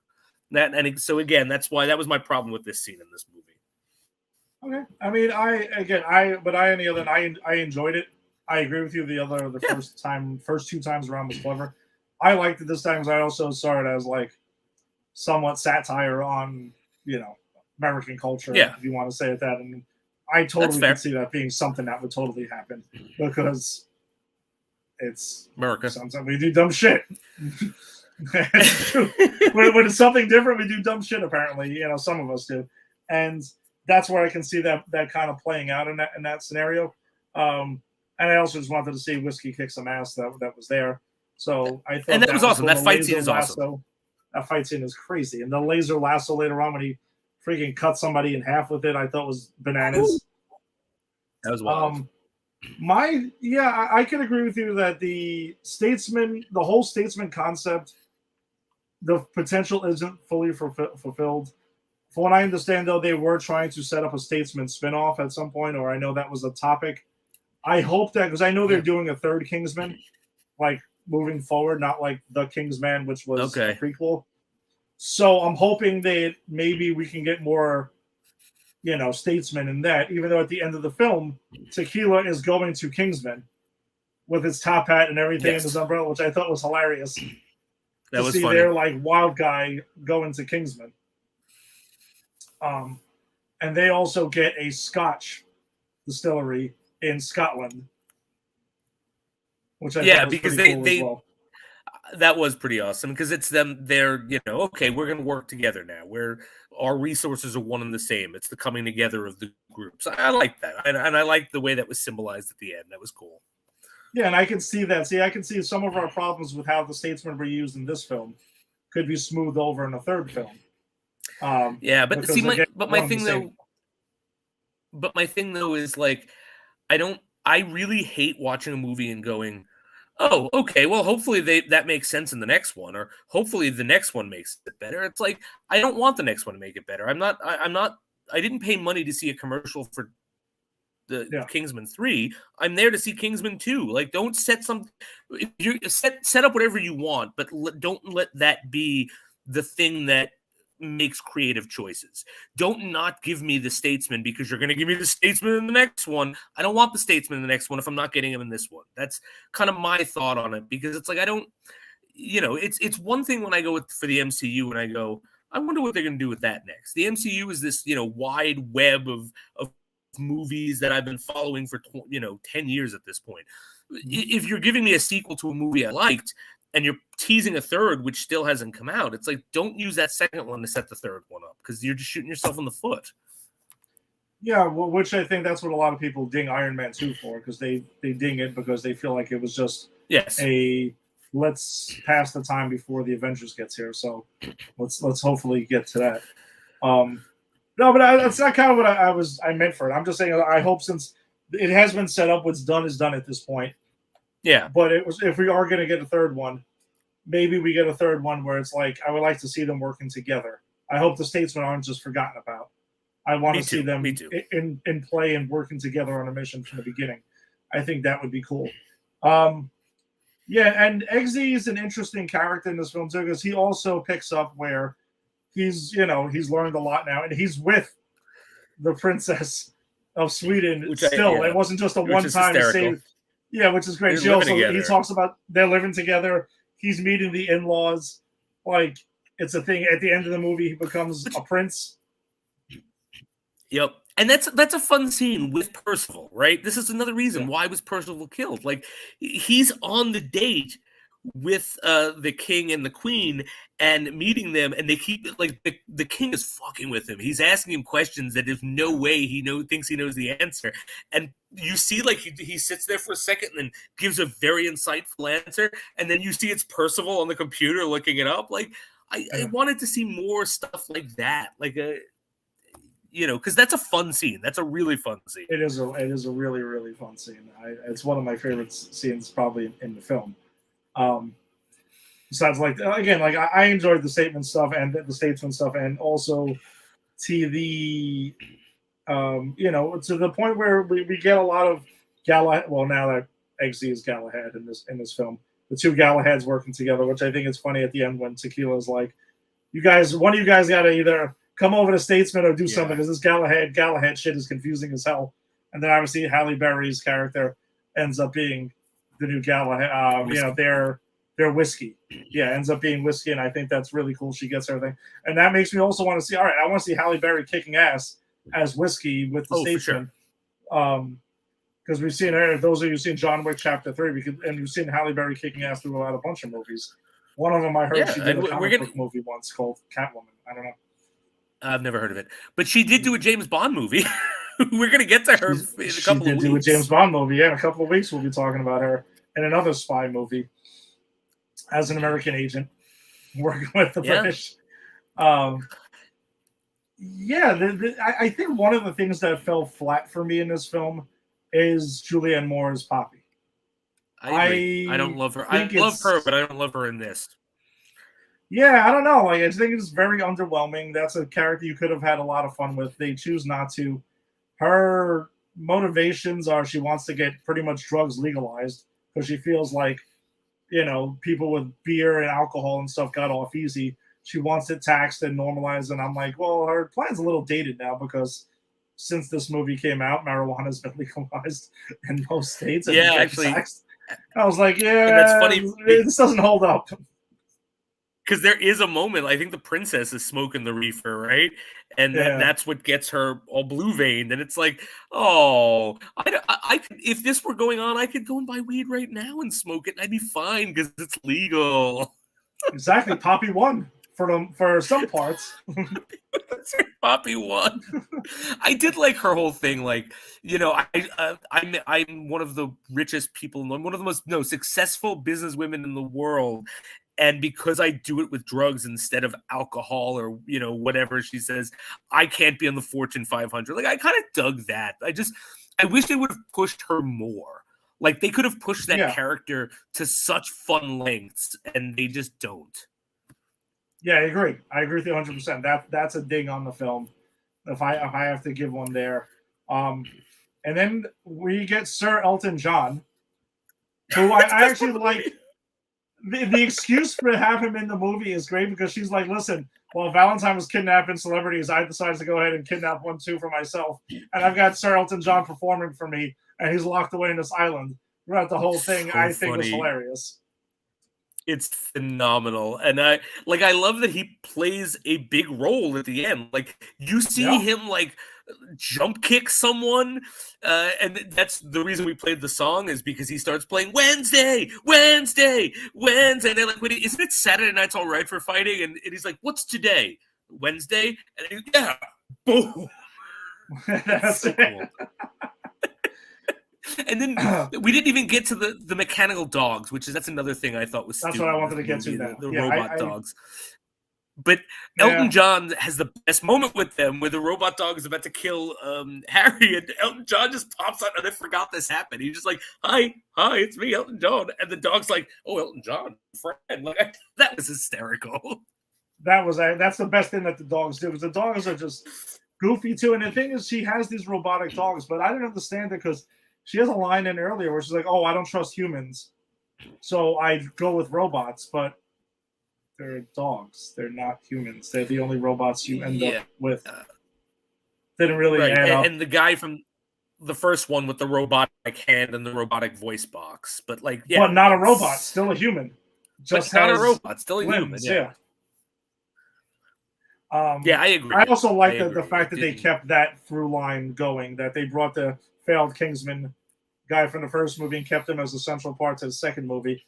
I like that. Did too. And another thing that's kind of wild about this movie that I kind of forgot about was when Eggsy has to plant the tracking device on I was going to bring that up if you didn't. There was no way. How can you watch this and not bring that up? That was really close-up extreme, where he goes pretty much. That was insane. Like number one, by the way, while this device is introduced by Whiskey, I thought that was hilarious, where he goes, he gives Eggsy the tracker, and it's looks like a mini condom. And he's like, whoa, what's going on? I thought you guys did everything bigger in America. He goes, dude, that goes on your finger, man. Yeah. What are you talking about? And he's like, I also like to him, like, I put it up my nose or something like that. Like, nah, it's not where you're going to put it. I was going to say, I love the scene when Whiskey's like, all right, come on, it's a competition. It's like, what competition? We just pat her on the back or, like shake her hand. And he's like, do you not know what a membrane entrance is? And then he said to put up her nose. No. And I love that he calls his girlfriend. I love that he's like, look, I have to sleep with someone to save the world. Yeah. And do I have your okay with it? And of course he doesn't. But I love the fact that he doesn't do it. Like he does put the finger up there, but like he could have went all the way. James Bond would have. I took this as another gag towards Bond as well. Like, Same this here. is the anti-Bond. He's going to make the call before he has to do something like this, to save the world again. And it starts a whole rift between the two of them. Yeah, but then the shot that they go with, by the way, him going all the way in, they don't pull any punches. Him going all the way in, and then it really goes in, and we see her insides. Which is crazy. I felt like I was in 7th grade learning about sex ed all over again. Jesus Christ. Yeah, I was like, what the hell is going on? I'm like, man, they just, there's times where Matthew Vaughn will just, it's like he won't go there. He'll go everywhere he needs to go. With this. It's like it's like that Simpson episode where Homer's telling the story about like how Maggie was born, and then you like he's telling the story and you see the sperm going in, like going up, like whatever, and then it cuts to and it's just him going, and then the sperm did this. Like, that's what this was like for me. That was great.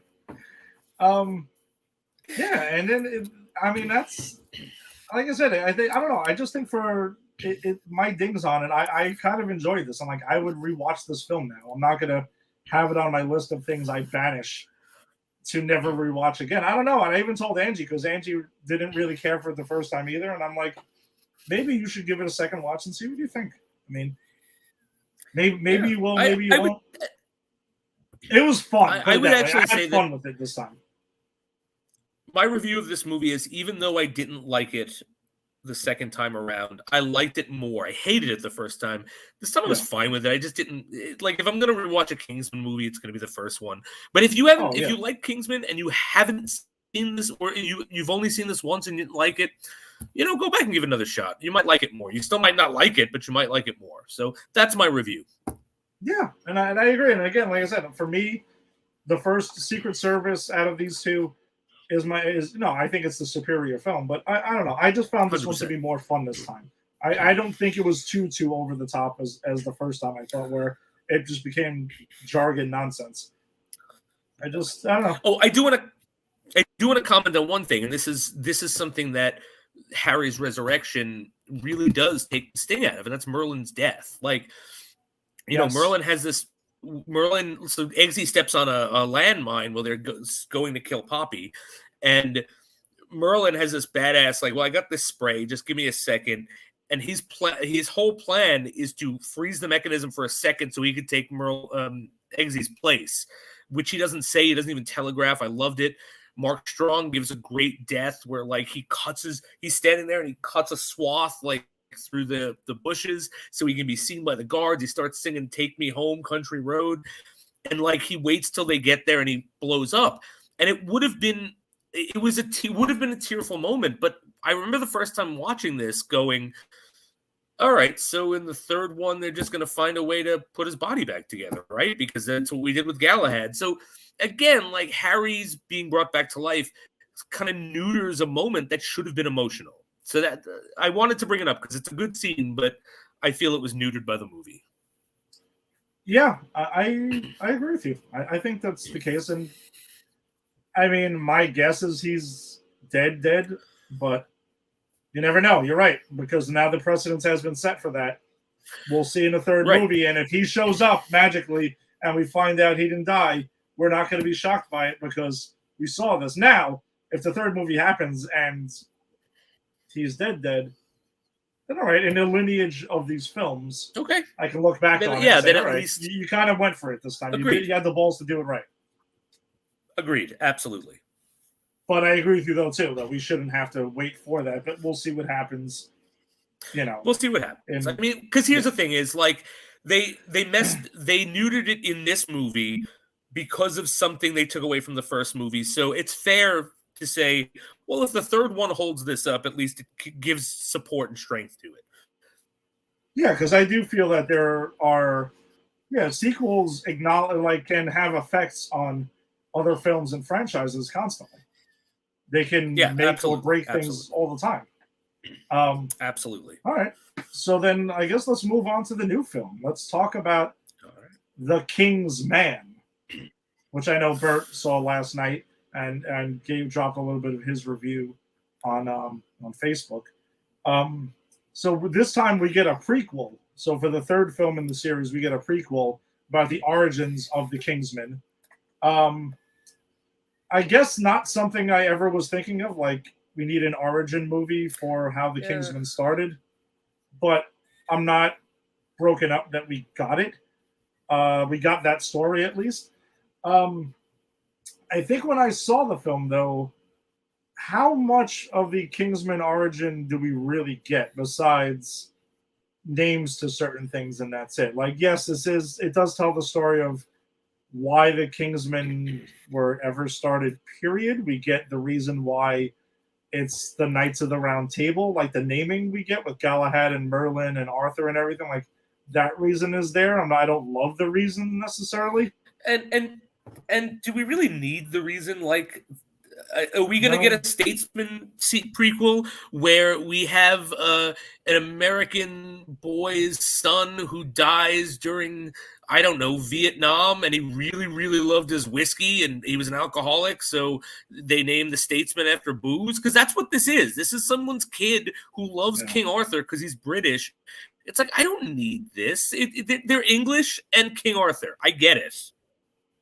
Yeah, that's what I'm saying. Like, I think overall, this movie, it is a bit unnecessary. But I mean, you can kind of I think in some ways you can make the case that a lot of sequels or prequels, you can probably pry through and say, technically, do I need it?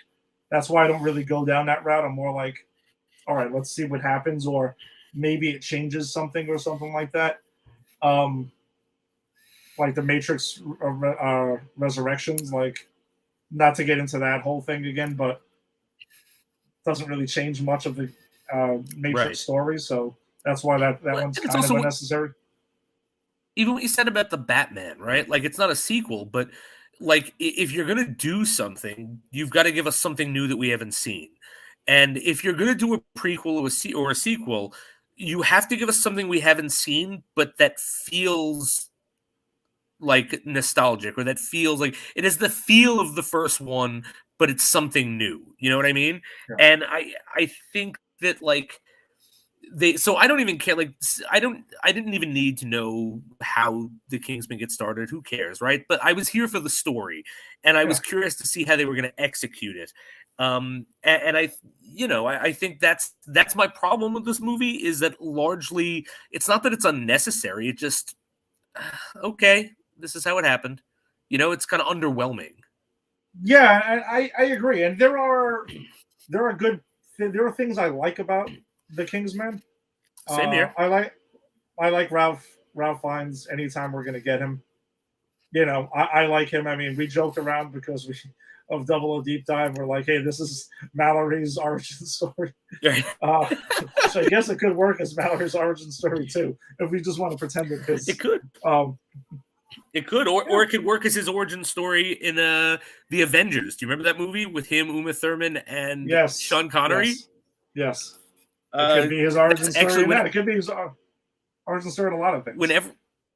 It could be. Whenever I think Ray Fiennes, I think the Avengers. It's a curse, man. Guy's been in so many great movies, and I think the freaking Avengers. Which is funny, because my first thought when I see Ray Fiennes is Red Dragon. Oh, yeah. I forgot he was in that. He's awesome in that. He's really good in Red Dragon. Yeah. But he's good in this. I like him in the Kingsman. He's a cool character in this. I guess let's talk about our favorite thing of the film is Rasputin, who's teased in the trailers, and he's heavily featured in the trailers, and I don't think that's by mistake, because I think they know what they had with this. And yeah, but then why not make him the goddamn villain of the movie? And that's the problem, that you get the good with the bad. The whole scene, anything to do with Rasputin in this movie is awesome. It's the best scenes in the entire film. Yep. The whole thing with the sun. He has this thing. He has this line, and he's so out of place in this movie in such a wonderful way, because he's just out of his mind. And he's like, I only make decisions when my balls are drained or my belly is full. And Ray Fiennes goes, well, maybe we should eat dinner then. He's got these moments and these lines. And he's like, he looks like Rasputin. And then there's a moment where he's in a fight scene and he's like dancing. He's doing Russian. That's in the trailer, actually. He's doing the Russian dancing, and you find out like he knows ballet. It's like, it's great. And we were wondering we talked about it, who was playing this character. And Race, I'm going to butcher his name, Race Ifans, who played the Lizard in the Amazing Spider-Man, and also reprised his role, briefly, at least voice-wise, for Spider-Man No Way Home. He's awesome because he's totally unrecognizable in this film as well. Yeah. I thought he was Jeffrey Rush. I was like, I know it can't be Jeffrey Rush, but it looks like Jeffrey Rush, And he's the best part of this movie, and he's in it for like a half an hour. And I want to say too that there's somebody who I'm glad was so happy to see in this film was Daniel Bruhl, who was totally underutilized in this film. That who played Baron Zemo. Oh yeah, that's right. Yes, we got to get Zemo dancing going on if we're going to talk about them now, because that's what it is. He was underutilized in this film. It was great to see him there too. Also, Aaron Taylor. His last name again is going to escape me. Aaron Taylor Johnson, who was in a Kick-Ass film, so we also did with Matthew Vaughn as well. That's another guy who I felt was underutilized. He's barely in the film as well. It's just underwhelming, and I felt this movie played it too safe. Yes, agreed. And I think also it tried too hard. Like, the whole plot of this, like, you'd think the plot is they're going to Russia to stop Rasputin doing something nefarious. That's what I thought from the trailer. But no, the shepherd, who's the real bad guy, and we'll get to that because I have grievances to air about that guy. But his whole plan is to start World War One. Like he masterminds the assassination of Franz Ferdinand, and I want to give kudos to the movie because historically accurate. Like Franz Ferdinand dodges that bullet accidentally, only to be killed because they take a wrong turn and fate intervenes. So cool on them for doing their homework. But like your whole plot is to his whole plot is to get everyone in World War One and then get everyone to back out but England so England could be destroyed. Like, that's a bit overarching. That's a bit big for a movie. Yeah, I wasn't on board with that at all. But before we talk about the villain and how whatever. Actually, let's talk about the villain. Let's get into that now because I was going to talk about some other bright spots that I liked about the film. Yeah, I agree with you. Rasputin should have been a villain of this film. Something in Russia. Yeah. That would have been it. And we get way more of him instead of just one huge, crazy fight scene with him and some awesome dialogue. Then he's gone. Yeah, no, and he's the real deal Rasputin. Mallory, going back to 007, Ray Fiennes' his character. From the beginning, he gets shot in the leg. His wife gets killed. He saves his son. He becomes a pacifist. And the whole thing is he's going to limp throughout half of this movie. Rasputin heals the man's leg. And then they poison Rasputin. And this is, again, the cool history. Like, they poison with arsenic, and he just vomits it up and goes, yeah, sorry. Like, because in real life he was poisoned and then shot, and then I think they shoot him. They drown him, and he survives. And it's only when they shoot him in the head that he dies. So it's like in real life. Like they tried to poison him, drown him, and then shoot him in the head. And it was the third that killed him. So again, that stuff I thought was super cool. But like that, we get so little of him. This guy's literally magic. He's a magic ballerina who looks like Rasputin. How is this? If he's not our villain, then the other villains need to be on par with him. And as much as I like Baron Zemo, like that actor just said, they're doing nothing with him. He's just puttering around looking for the report, right? From December 6th. That's what he might as well. He might as well be looking for that December 16th, 1991. Right. Mission report. I mean, because he's got nothing going on. There's a woman who's really got nothing going on except that she kills with her shawl. Like and then the shepherd himself is just nobody McNobodyson who like they build him up so much. Like he's got a Scottish accent. He's screaming, he's cursing, he scares Rasputin. He cuts off a bunch of goats, like huge horns, and then at the end, like it's a twist. It was some guy who was a side character who you didn't even notice was killed. Like it was so stupid. Which Angie actually said she kind of called that pretty early on. Good for her for remembering that guy was in the movie. I didn't because I forgot that guy was in the movie the second he walked off. Yeah, I didn't care about him at all. I thought it was going to be some big name actor that we haven't seen yet, and it was going to end up being somebody else behind this.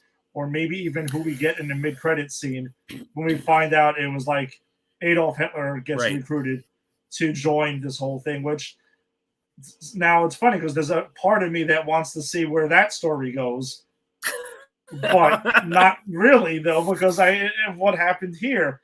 So they tease. It seems like this franchise teases a lot of things, but rarely follows through with it. Like they have great ideas, but the execution's not quite there. That's a great way to put it. Kudos to so Rob Fiennes plays the Duke of Oxford in this film, which Oxfords and Rogues, we find out that's also a thing. But Gemma Arterton, she's also in a film as a character named Polly, who's kind of like his the Duke of Oxford. The appearance is that's kind of like one of his workers or something like that. But meanwhile, she's like his right-hand person the entire time, which they're doing their secret spy thing. They're building up to it. I think she was really good in the film. And also, I was excited to see Digimon Hansu, who is in every comic book film ever made, essentially. Seriously. He kicks ass in this thing again. I just love seeing him. He's when great. When he's in anything, I brings a smile to my face because he's just awesome in everything. I mean, whether it's Guardians or Shazam or basically anything. I mean, he pops up everywhere. We've covered him 1,000 times in this, and he never disappoints. No, he is awesome, and he's got a really cool fight scene with the kid in the beginning when they're like they're like pretending they're stabbing each other, but they're like training, and he's like, "Oh, can you fight with one arm?" And he's like, "I could if I had anyone to fight." And it pans out, and he's got all these like marks denoting that he was cut, and like he would be dead if it were a real fight. So that stuff is cool. He's awesome. Yeah, no, he really is. But unfortunately, I think out of the 3 Kingsman movies so far, this is my least favorite. And I didn't think I was going to say that after. If you told me a couple of earlier this morning that this was going to be the case, I wouldn't have believed you. But yeah, I think I would have to rank them secrets in order from the beginning when they came out. I think it's Secret Service, Golden Circle, The Kingsman. It's not that this movie is horrendous. Like, I'm sure when it comes on, one of the streaming services, I'll give it a rewatch and see how I feel about it then. But it was underwhelming. But my expectations were tempered after seeing Golden Circle because of how I originally felt about that. So I was trying to see where I was at.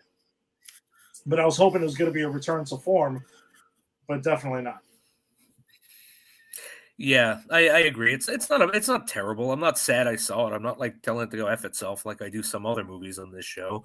I'm not going to will myself to forget it, but it's not something. If I happen to catch it on cable, or streaming or whatever, I might give it a rewatch. But I'm not clamoring to. Like, if anything, I would watch the Rasputin stuff again. Like, and then that's it, because I think that is like the strongest part of the movie. So for you, it would be like how I watch Superman 2 when I have the Zod cut, and it's literally just Zod. It's all Zod scenes. You would have the Rasputin cut and just have like 2 scenes. That's it.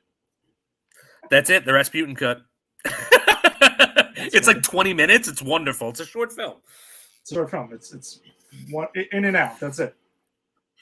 All right. Anything else on the Kingsman before we wrap this episode up? No, I think that's it. That's it. First one's great. As you said, they go down from there. Yeah, pretty much. But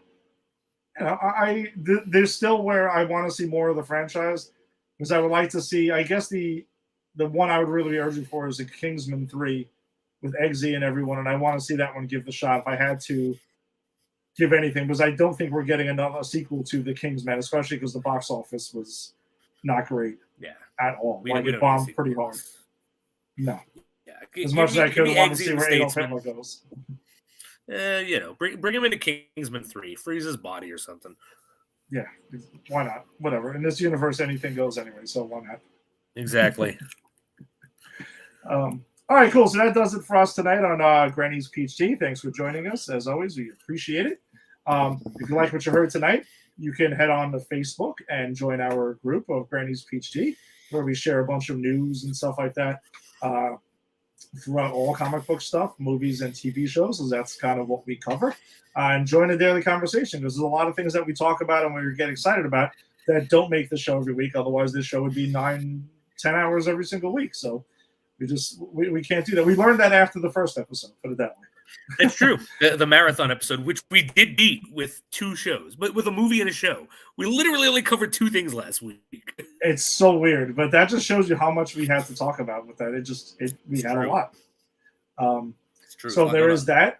Or if you're joining us on YouTube, you can go ahead and click on the subscribe button, subscribe to Pop Culture Pros, and you can check out all the shows that are on the network, as well as on Twitter. You can follow at Pop Culture Pros, and you can check out all the other shows. We got a bunch of shows like we teased. Tim, who will have rotating guests on. It'll be Jason and I at some point, where he has Shooting the Sith. He'll be on tomorrow night talking about the book of Boba Fett. So that's a pretty exciting thing to check out. If you're into the New York Giants, you can check out the We Stomped You Out show with Faraci and Tim and Keith and Rodriguez. They do a great job covering that. You can, if you're also into just overall football, you can check out the Unsportsmanlike Conduct show, which I've popped on a couple of times as well with Tim and Faraci. That's always a good time because they got the NFL season winding down and into the playoffs, so that should be fun. If you're into the New York Mets, we got the Put It in a Book show. You can check out Faraci and Rodriguez and Keith. They do that show. The Yankees show, the Empire 161 show, is on hiatus because the baseball season's on hiatus, but I host that show with Lisa Garcia, so you can check that show out. A to Z with our boy Eric covers everything from A to Z. You never know what the heck he's going to cover or what's going on. That's a wild show. From Australia to Zealand, new. I like that. Well put. Well put. I try to come up with a new one every week. If you're into wrestling, you can check out Tim and Eric on the Just Too Sweet show. They cover wrestling every week. They're usually on Tuesday nights. And on Monday nights, you can check out Double O Deep Dive with both Jason and I and our friend Ginny. We cover the Bond films. We're talking about that franchise. And we will be talking about the latest Bond film, No Time to Die, this upcoming Monday. So check that out. The last film in the Daniel Craig era before we go back to Pierce Brosnan. That's right. I'm excited for this conversation. I'm excited to go back to Pierce. Yeah, that's always a good time. So for Jason and myself, we're signing off. Happy New Year, everybody, in advance. Stay safe, but enjoy yourselves anyway. We'll see you next week on Granny's PhD. Next Wednesday, we'll be back. We will be starting our Batman rewatch. Our look back at all the theatrical Batman films, which we're super excited to get to. Same way we covered all the Spider-Man films leading up to No Way Home. We're going to count down all the Batman films, counting down to Matt Reeves's The Batman in March. Next week, we are covering Batman 66 because it got to start off where it all started. And that should be a batshit crazy episode, as I'll say that. I can't wait. I can't wait. Bring your bat shark repellent for that one. So, I already got it. By the way, I did some research. Shark repellent exists, so not too crazy. But anyway, I'll save it for next week. When you have your rubber shark eating at your leg, make sure you got your bat shark repellent. Yes. So, everyone, Happy New Year. We'll see you in 2022. Peace.